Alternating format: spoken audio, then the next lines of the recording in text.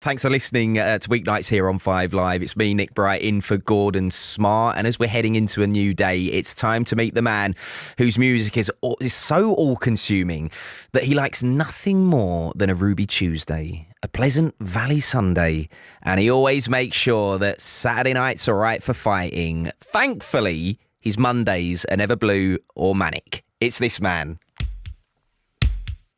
Nick Bright, 5 Live.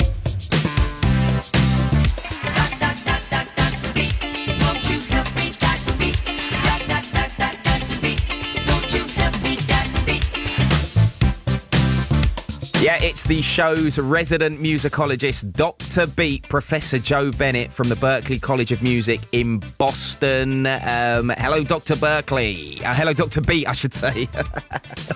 Hey there, Nick. Good to speak to you again. Dr. Berkeley, that's a new one. Funnily enough, you're not at Berkeley. We've already touched on that earlier, but for those that didn't hear, you're on your travels.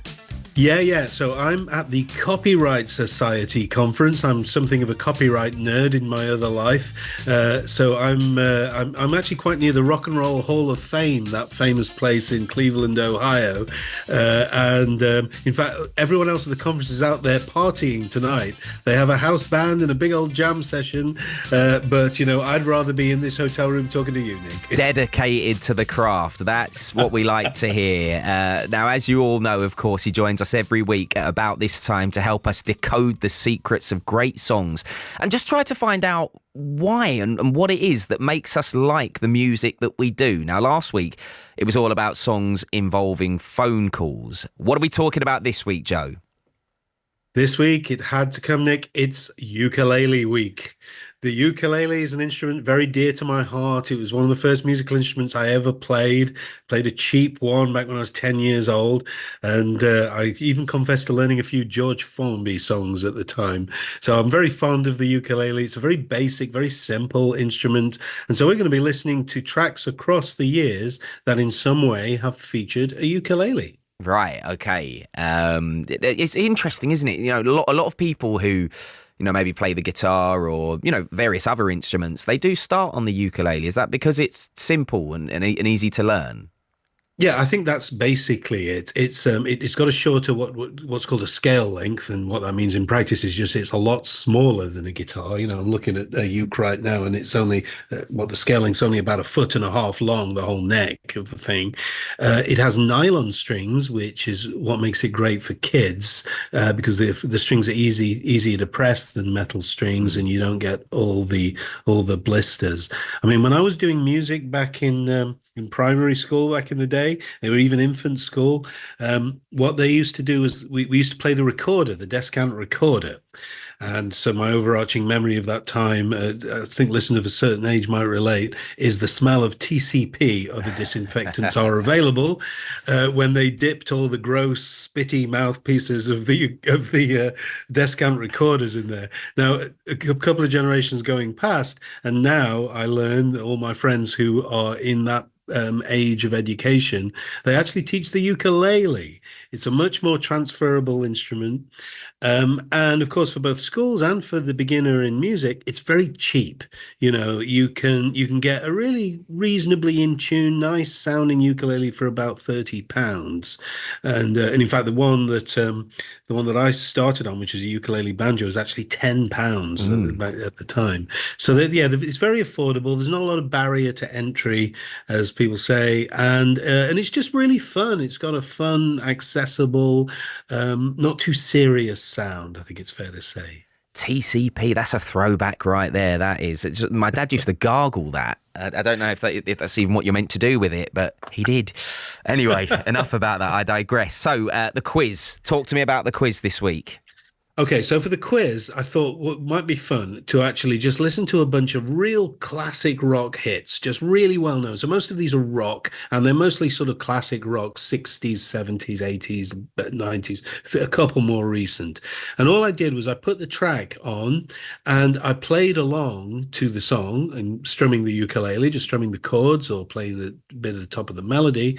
And then I faded out the track. So the only thing that's left is the ukulele.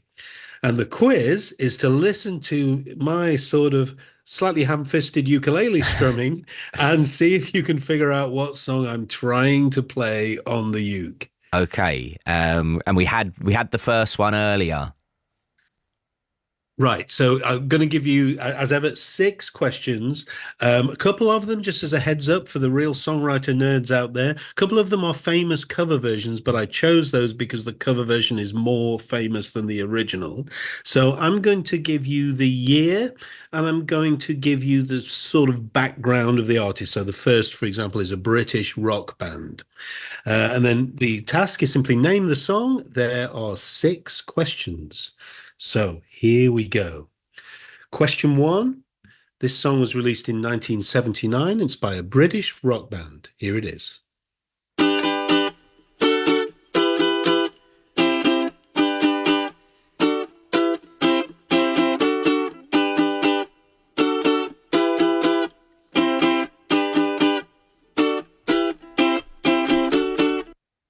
Question 2. This is a American-British rock band, I think it's fair to say, fronted by an American person, and this track was released in 1966.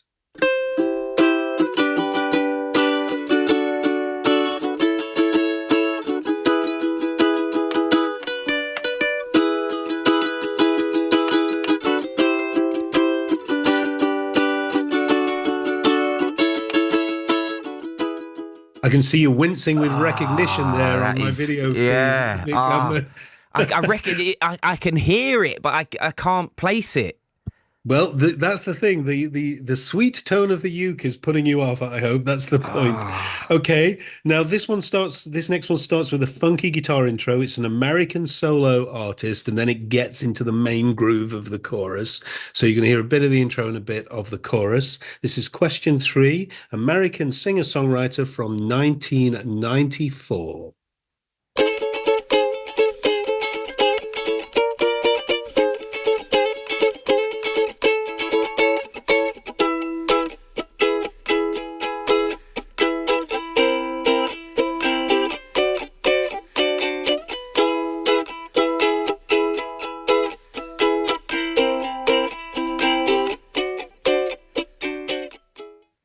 Okay, so for question 4, it's a bit of classic hip hop from the year 2000. Now you're talking. It's a little bit more recent. It's an American solo artist. Now, apart from the electric bass, because I felt the listeners would really need the bass line here, every other thing you hear in this little mix I made is a ukulele. So the drums are all made by slapping a ukulele. The hi-hat is me tapping my fingernails on a ukulele. So it's all ukulele overdubs with a little bit of bass. And it's named the song, this American hip hop, I'm going to say American hip hop duo from 2000. Here it is.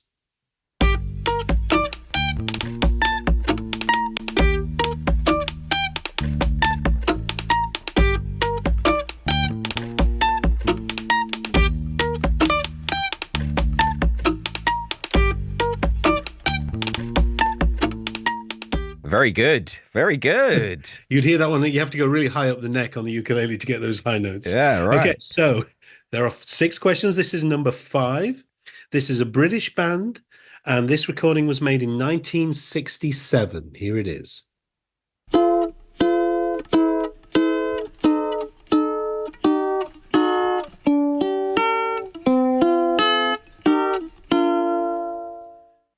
That's all you get from that. It's a very short intro. That's the intro. That's tough, that one. I think that one's tough. I think the fans will get it. Well, it's so short. You know what? Let's be generous. Let's give people that one again. This is number 5 again. It's a British band. The recording made in 1967. Here it is again.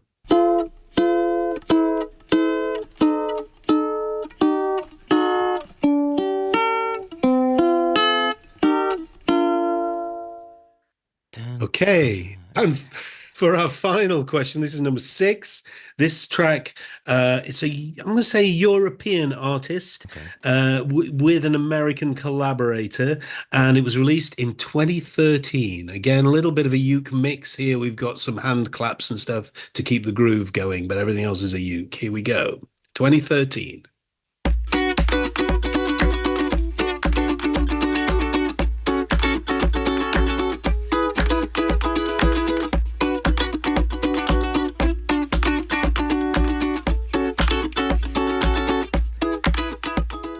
There you have it, 6 questions. Oh, it's so funny. Every time I do this, it drives me crazy. I don't know how Gordon does this every week. It drives me crazy because I'm so competitive, and whenever there's a quiz or a competitive element, I can't think about anything else other than getting all of the questions right. So, cheers for that, Dr. B. I'll be thinking about that for the rest of time. But I'm quite confident on the ones that I have written down. That's good to know. Good to know. And if you were listening to that and you are more confident than I am, maybe you are 6 out of 6, then get your messages in 85058, or if you're on WhatsApp, 08085 909 693, and we'll do a little recap of that in a little bit. Right, so before we go on to listen to some songs, just quickly break down for us what a uke is. Okay, so the way to sort of visualize it, if you've never seen one, it's like, it looks like a miniature guitar, but it only has 4 strings. So I'll give you a strum and then a little bit of the tuning. Lovely. Yeah, so there's your tuning. Da, da, da, da. Yep. And then, once you basically, so here's a scale. It should be a bit easy to hear now.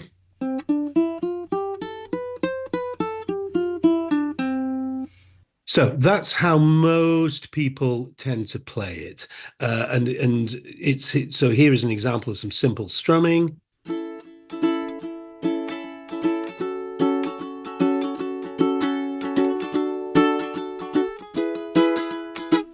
So as you can hear, it's got a sort of a thin sound, but it's very sweet. It's a very sweet sound, and it gives songs, I think, a kind of an innocence when people play them. Yeah, it's definitely a happy instrument, isn't it? And one that TV adverts love. I don't know if it's the same over in the States, but over here there's ukulele music on TV adverts all the time. Yeah, it really is. And I think it's because it says innocent and charming and, authentic and simple. And obviously a lot of advertisers want people to associate their products with those adjectives. So yeah, it's absolutely the case. Anything whimsical on TV in this country, they do love featuring a uke. All right. Well, let's have a listen then to your first choice. And it's the King, Elvis Presley, and Can't Help Falling in Love. And a warning, you really have to listen quite closely to this one to hear the ukulele.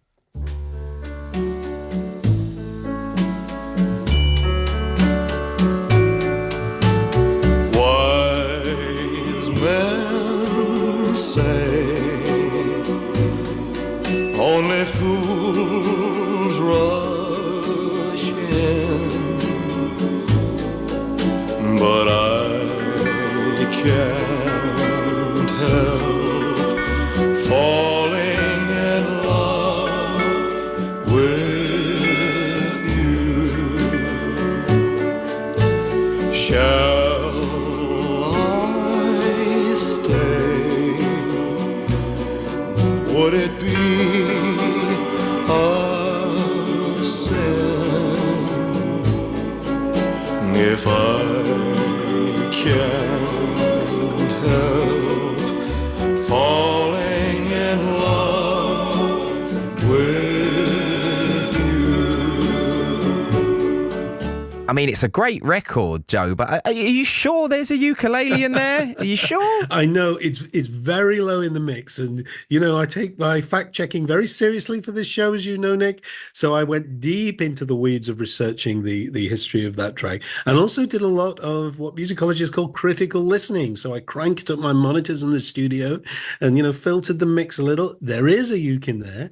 What we hear mostly is that piano playing those arpeggios, dung dung dung dung dung dung, in the background, and we hear an acoustic guitar strumming 12 to the bar, ching ching ching ching ching ching ching ching ching ching ching ching.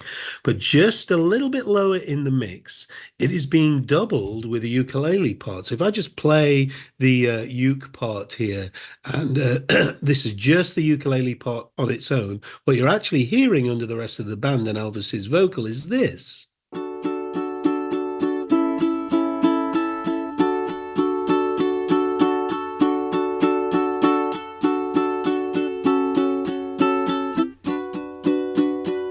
So he's just playing strum, strum, strum, strum, strum, strum, 12 to the bar, but it's obscured by all the other instruments that are playing that. But it's kind of notable. It's played by Freddie Tavares, who was the original session player on that 1961 recording.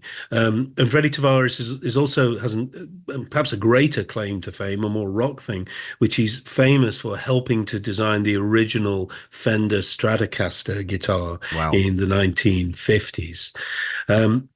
So as a lot of people will know, the song "Can't Help Falling in Love," it appears in the movie Blue Hawaii, the sort of peak of Elvis's movie making fame, and people really loved it. And it's quite a charming scene in the movie. He sings it to his grandmother character in the movie, and it's kind of weird. And the poor actors there is trying to sort of just endure grinning at Elvis for the duration of this kind of long 12/8 ballad. But, it's a great tune. It's known as deserved classic, topped the UK charts in 62 a year later.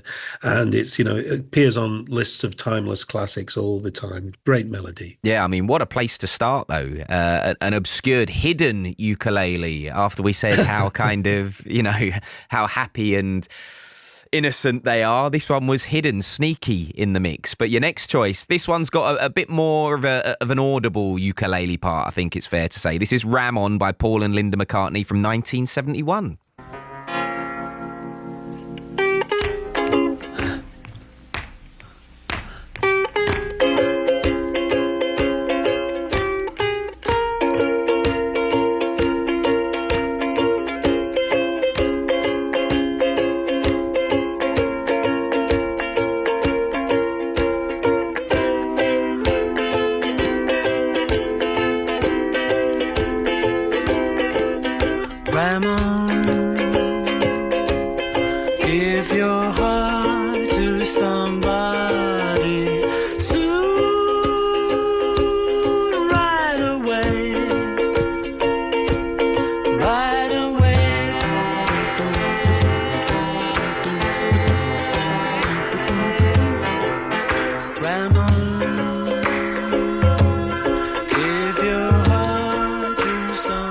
You can definitely hear the uke on this one, that's for sure. So what can you tell us about this one then, Joe? Well, this was a famously take one. So McCartney, one of his early solo albums after leaving the Beatles in the early 70s was this album, Ram, and featuring, it's the only album credited to Paul and Linda McCartney. So it's neither a solo album nor it is a Wings project. It's Paul and Linda McCartney in the credit. And yeah, he just sat there. So the story goes that the engineer told that he just sat there in the middle of the studio, tapping his feet, dung, on the studio floor and strumming that charming ukulele phrase.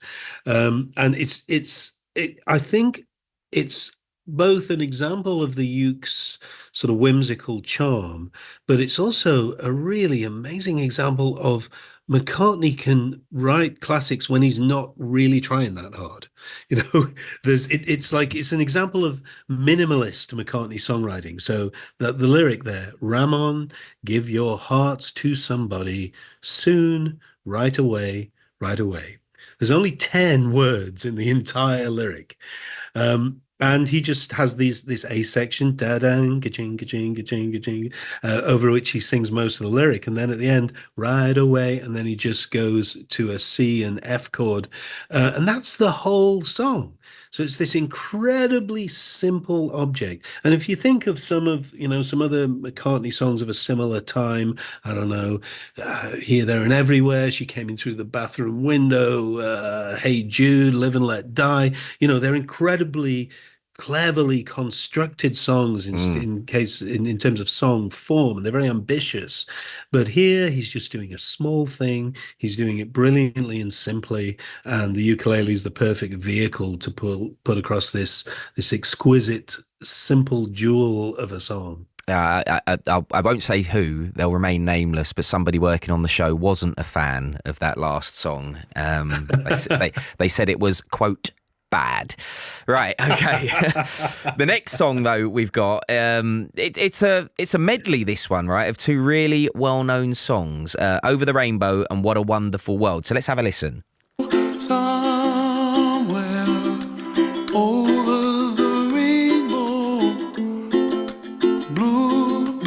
fly, and the dreams that you dream of, dreams really do come true. Someday you wish upon a star, wake up where the clouds are far behind me, where trouble melts like lemon drops, high above the chimney top. That's where you find me, oh, somewhere over the rainbow. Bluebirds fly, and the dreams that you dare to, oh why can't well, I see trees of green and red roses too. I watch them bloom for me and you, and I think to myself, what a wonderful world. Well, I see Israel Kamakawiwo'ole with that, I think, is the butchered pronunciation of the artist. But tell us about that one. Okay, yeah, it's remarkable. Yes, it's Israel. I practice my Hawaiian pronunciation. I believe it's Israel Kamakawiwo'ole.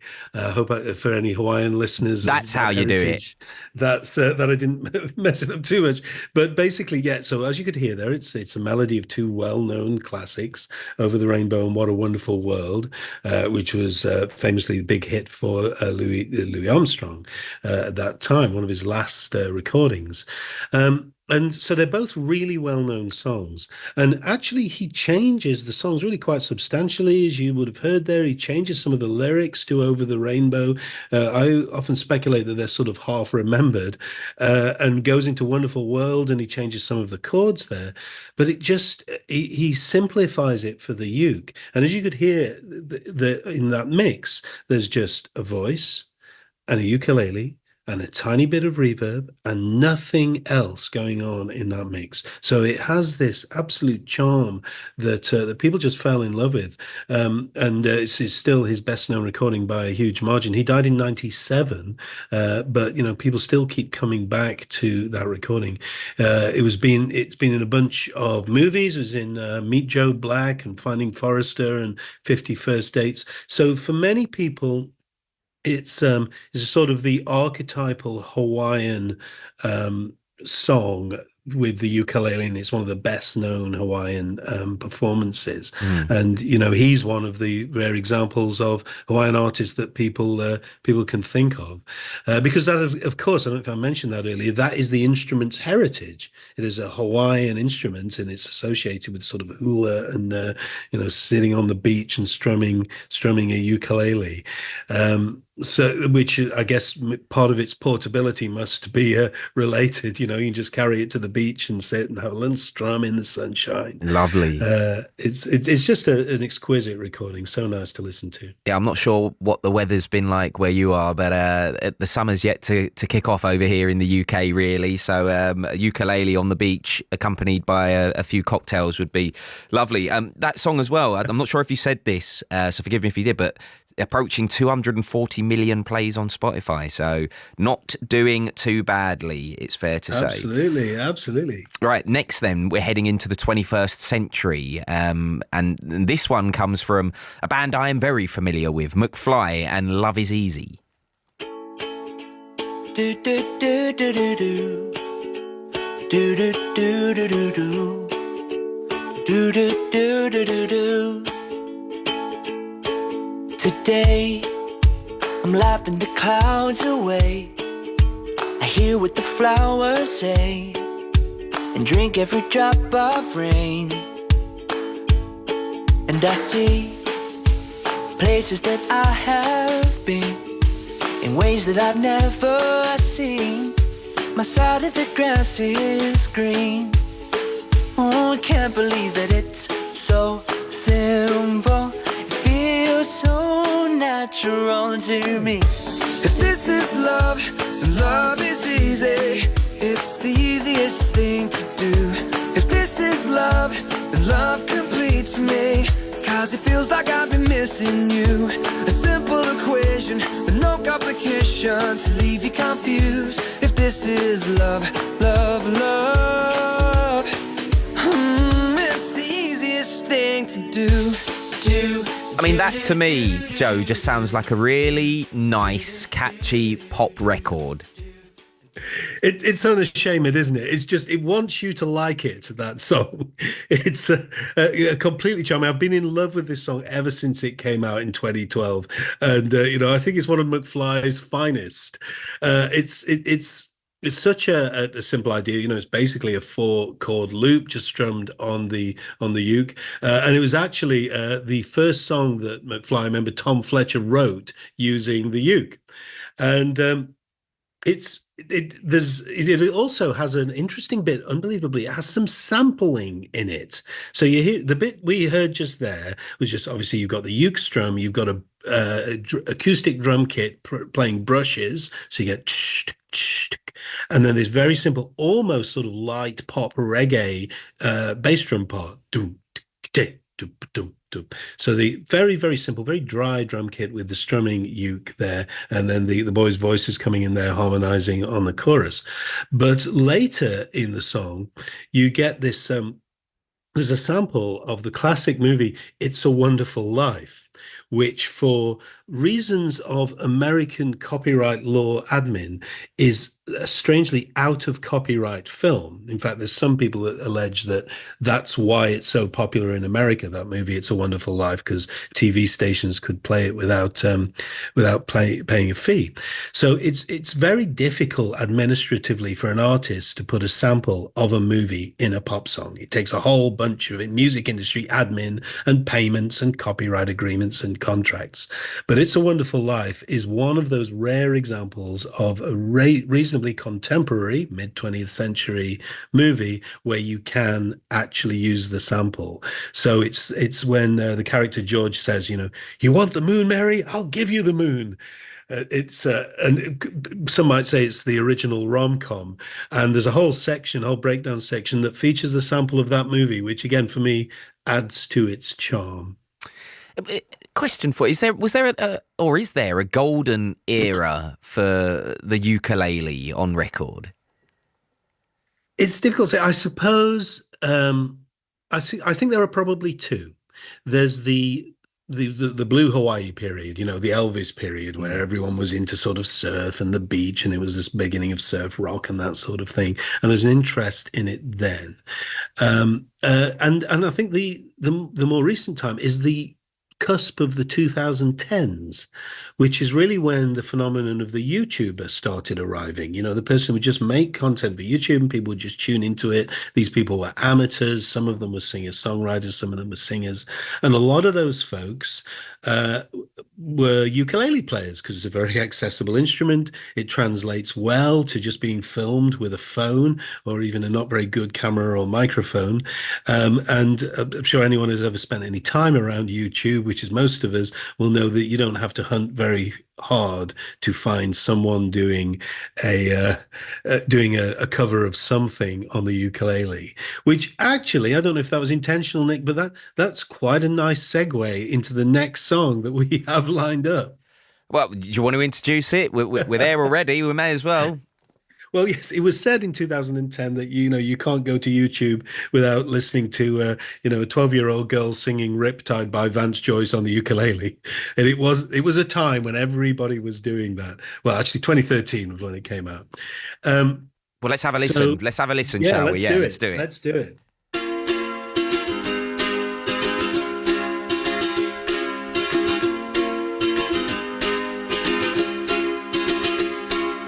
I was scared of dentists and the dark.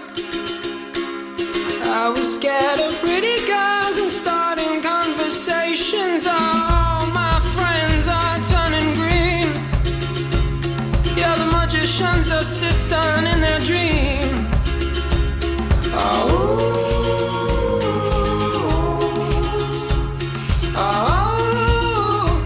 And they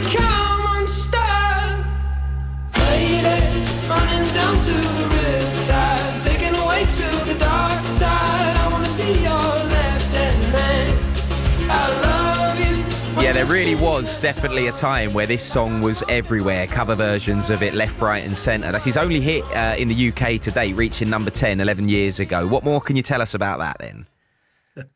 Yeah, well, I think a lot of people who sing it don't really know what the title is, and according to him, to Vance Joy's real name James Keogh, the song was inspired by a motel from his youth. He said in an interview, "As a child, I used to go on family holidays down the coast of Australia. While we were there, we would stay at this hotel called the Riptide." So it's the name of a hotel. But I think the reason for its popularity is, if the ukulele is a simple, easy to play instrument, this is a simple, easy to play song that can be played on a simple, easy to play instrument. So it's extremely accessible. That section that we heard there was pretty much all just 3 chords in a loop: the minor 6, the 5, and the 1. And you can just go round and round it. It's all first position chords. It sounds exactly like the record if you just strum the ukulele accurately. So that's, for what it's worth, that's my guess as to why it became so popular so quickly. Plus, it's a catchy tune. Yeah, very much so. Right, let's get back into Quizland, because as usual, you've stumped quite a few people with your quiz. So if you could remind us what we have to do and play us the songs again, that would be great, Joe. Let's do it. Okay, so the quiz, there are 6 questions, and what I've done is I've queued up some rock classics in my studio, and I just strummed along to the given rock classic on the ukulele, and then cut out the track. So you're just hearing the ukulele part, me strumming along to a well-known song, mostly rock classics, a little bit of hip hop and funk later on. So I'm going to give you the year of the song and the sort of nationality, the background of the artist, with a caveat that a couple of these are cover versions, and I chose those because they are the most famous. The cover version is more famous than the original. So you're going to get the year, the background of the artist, and a little bit of uke strumming. So here we go. Question 1. In 1979, a British rock band released this cover version.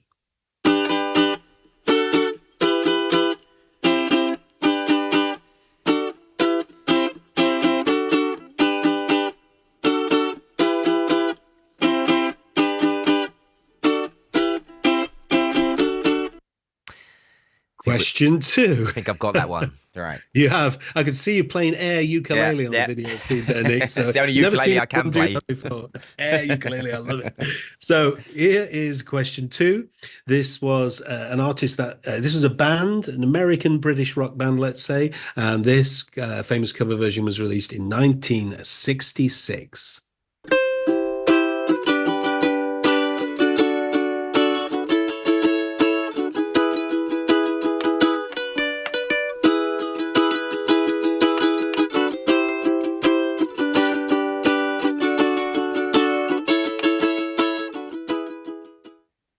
Okay, so for our next one, this is number 3. This was released, an American solo artist, released in 1994. You're going to hear a little bit of the funky, strummy intro, and then you're going to hear the chords of the chorus. 1994, American solo artist.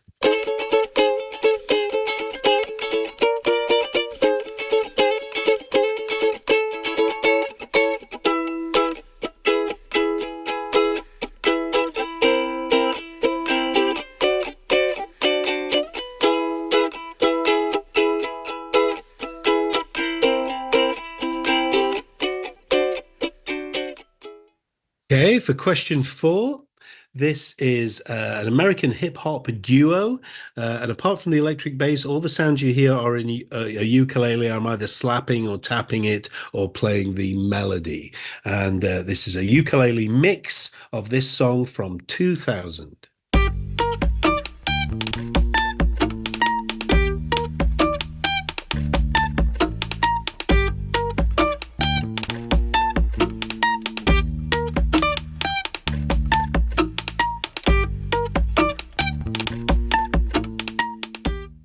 For question 5, this is a British band, and this song was recorded in 1967. This is just a little bit of the intro, super short.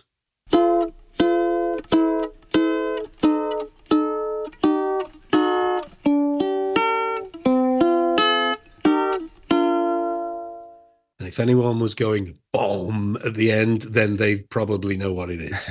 You're listening out for a bomb.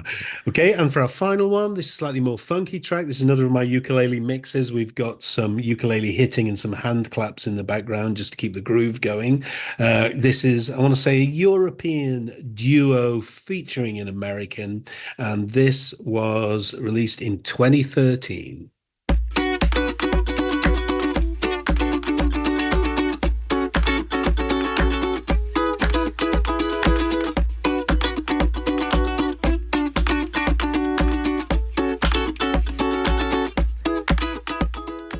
There we have it. 6 ukulele tunes, and name the song. Yeah, now is the time to get involved with that. If you feel like you know all 6, as I said earlier, 85058 or 08085 909 693 if you want to send us a WhatsApp. Right, we're always looking out for your song sound-alikes as well.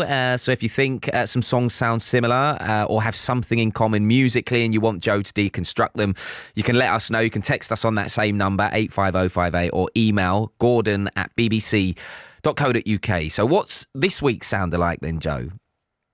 Okay, well, this one, a lot of the time I'm interested in just songs that sound the same, but now and again, somebody bothers to sue someone over a song and they say, oh my gosh, you copied my melody. Now, to be clear, most people who say that are mistaken.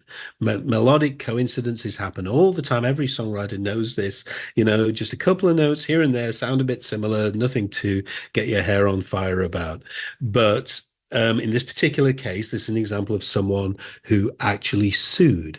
So let me give you a little bit of background. In 1977, there was a song called Söknuður, which is an Icelandic song, and it's a sort of a big ballad. I want to say a big ballad. And it's let me just play you a little bit of it before we do anything else. So here is a bit of Söknuður. Mér finnst ég varla heill ég hálfur maður og heldur ósjálfbjarga því ver.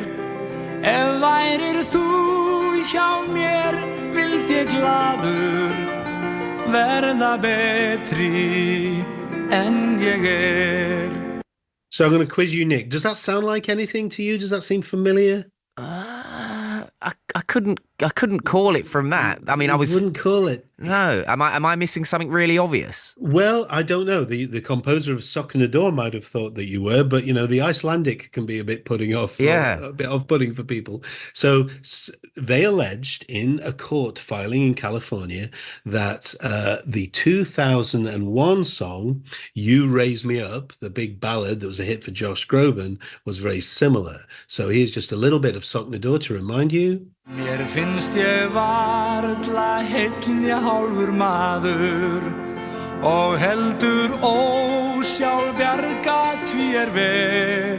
And so on, and here's "You Raise Me Up." When I am down and oh my soul so weary, when troubles come and my heart burdened be, then I am still and wait here in the silence until you come and sit a while with me. I mean, so you see what I mean? Well, now that you've played them back to back, I can hear the similarities now. Well, right, and I slightly manipulated them. The fans of Josh Groban will know from his version there that I actually sped it up a little, which is why his vibrato sounded a little bit faster. And I speed up songs and I put them in the same key so that people are hearing the same tempo and key, and it's not off-putting. So they heard that similarity and they thought, he must have copied, or the composers of "You Raise Me Up," Loveland and Brendan Graham were the two co-writers. They alleged that they'd copied that top line melody, do do do do do do do do do do do do, and both songs have that distinctive ascending scale, da da da da, up to the tonic there. "You Raise Me Up," which is the hook of the later song. Obviously no lyrics because the other one is in Icelandic, but they did allege melodic similarity. So it went to court in California. It was eventually decided on in April 2020, so it's a fairly recent court case decision. But the defendant, so that's the person who's being accused of copying, the defendant in this case, which was the writers of You Raise Me Up, their expert musicologist demonstrated that actually that melody is not protected by copyright because it is the same as, or very close to, the famous Irish air, the Londonderry Air, otherwise known as Danny Boy, which a lot of people will know. So, and basically that's how these cases work, that if you find an earlier example than the plaintiff's song, you can say, well, look, that melody pre-existed, and it's just the kind of thing songwriters do. So here's a little bit of Söknuður. Mér finnst ég varla heill hálfur maður. And here's a little bit of You Raise Me Up. When I am down and oh my soul so weary. And here's a rather lovely recording of Danny Boy, otherwise known as the Londonderry Air. Oh, Danny Boy, the pipes are calling from glen to glen and down the mountainside. The summer's gone. And so on. So you can hear this got a similar vibe going on melodically, and later on it goes da da da da, goes up high, which I'm not going to sing that in their octave. But when I basically what happened in the case is the defendant's musicologist just produced a recording of Danny Boy, and the judge said, "Well, okay, everybody go home," sort of thing. It's called a summary judgment, meaning nothing to see here. There is no case. Let's not take it any further. Because they basically proved that the earlier melody was not in itself as original as it claimed. But inevitably, as a diligent musicologist, Nick, once I started investigating this case, I thought, I wonder if anybody else has written a melody a bit like that. So here's a couple of extras that I found. Here are your musicology bonus tracks from 1952 from the movie High Noon. This is Do Not Forsake Me, Oh My Darling. I do not know what fate awaits me. I only know I must be brave, and I must face a man who hates me, or lie a coward. So you get the idea. Yep. You know, lots of people like writing tunes that go do do do do do do do do do, and they're not so unique, any one of them. And of course, if you've got an earlier work that's out of copyright, there is nothing to worry about from the defendant's point of view. All right. I mean, it's we spoke about this, I think, when I covered a few months back, because it was Ed Sheeran was being sued by somebody, and essentially the result of the lawsuit was that, well, there's only so many melodies out there, and you know this happens to be one of them, and that's that. Yeah, I think Ed Sheeran had such integrity when he was in the Manhattan courtroom in 2023. You know, he defended his case. He didn't need to. You know, I think a lot of plaintiffs are a bit opportunistic with this stuff. It was very obviously a coincidence. That particular one, the Ed Sheeran case, was just a 4-chord loop. Every songwriter knew that it was a nonsense case and that Ed was unfairly accused. But he gave a wonderful speech outside the courtroom. He said, "It's like you can't own the color blue." You know, do we want to live in a world where no painters are allowed to use the color blue without paying someone for copyright usage? And it's the same with the building blocks of songwriting. You know, there's only so many simple usable chords based around the major scale, and tiny coincidences of vague melodic similarity happen all the time. Fact is, songwriters don't like copying melodies from each other. It's not a thing. You know, if you want to write a song, the last thing you want is someone accusing you of ripping it off from someone else. So generally, you know, the way I always frame it to people is that coincidental melodic similarity is more common than people think it is, and songwriters copying melodies from each other is less common than people think it is. So it's another of those, nothing to see here. Everyone should just calm down. Yeah, great way to sum it up. The hour absolutely flies whenever we do this on a Monday. We are already into the last 5 minutes, so we've got to get through this week's quiz. So what were the songs we were listening to, Joe? Let's do it, Nick. Okay, I'm going to play you back the answer. You're going to hear about 1 or 2 seconds of ukulele, then I'm going to crossfade to give you the answer. So here we go. The first one was from 1979, British rock band. That band was Rainbow, and their cover version was famously Since You've Been Gone.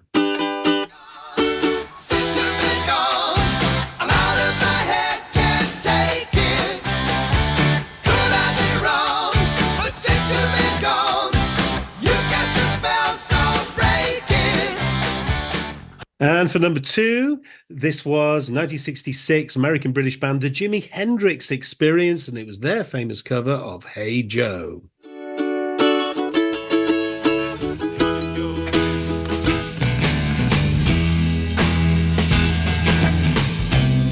Hey Joe, I said, where you going with that gun in your hand?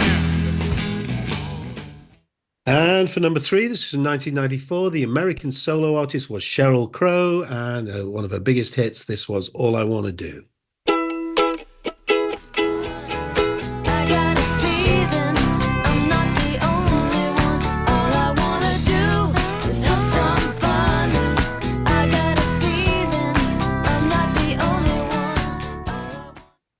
For number 4, my sort of little ukulele mega mix that I put together there, featuring all those slapping and sound effects and everything. I think you got this one, Nick. This is from 2000. The American hip-hop duo was, of course, Dre and Eminem. And the track was, do you want to announce it? Yeah, Forgot About Dre. You got it. Forgot About Dre. Here it is. Comes out when they move their lips, just a bunch of gibberish. Act like they forgot about Dre. Nowadays, everybody wanna talk like they got something to say, but nothing comes out when they move their lips, just a bunch of gibberish. Act like they forgot about Dre. So what do you say to somebody you hate? Or anyone trying to bring... And for number 5, I felt this might be a bit sacrilegious doing this, so I hope Beatles fans will forgive me. This was from 1967, and the famous intro, originally played on a Mellotron, was Strawberry Fields Forever.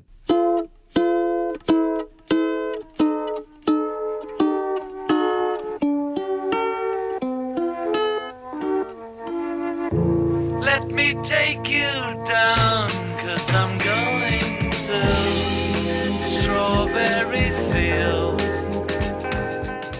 Oh, I wish we had time to listen to all of that, Nick, but we don't. And for the final one, and again, I think this is one that was very familiar to you, maybe a lot of people. This was a little bit more slapping and clapping and some funky uke from 2013. This was Daft Punk and Get Lucky.